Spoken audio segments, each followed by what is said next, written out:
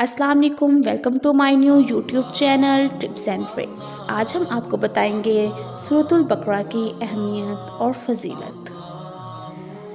ये कुरान की सबसे लंबी और बड़ी सूरत है, इसलिए कुरान में सूरतुल बकरा की बहुत ज़्यादा अहमियत है। इसमें गाय का वाक़या मज़कूर है जिसे ज़िबह करने का हुक्म बिना इसराइल को दिया गया था, इसलिए इसको सूरतुल बकरा कहा जाता है।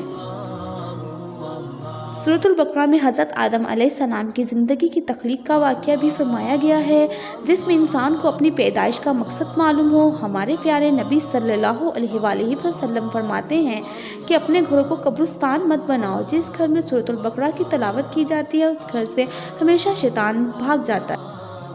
सूरतुल बकरा कुरान की चोटी है और आयत की मालिक आयतुल कुर्सी है। अगर आप सूरतुल बकरा की आखिरी 2 आयत रात को सोते वक्त पढ़ेंगे तो ना आपको डरावने ख्वाब आएंगे और बहुत सारी कार्रवाइयों से आप बच सकेंगे।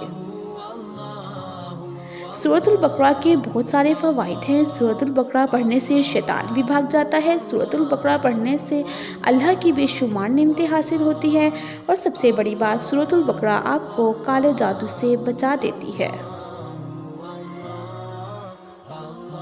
सूरतुल बकरा का बेहतरीन फ़ायदा ये है कि आप इसे रोज़ाना बाकायदगी से पढ़ेंगे तो क़यामत वाले दिन आपकी ये शफ़ाअत करेगी।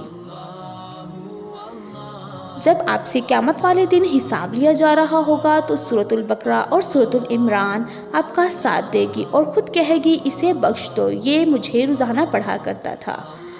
आप रोज़ाना कुरान ज़रूर पढ़ा करें।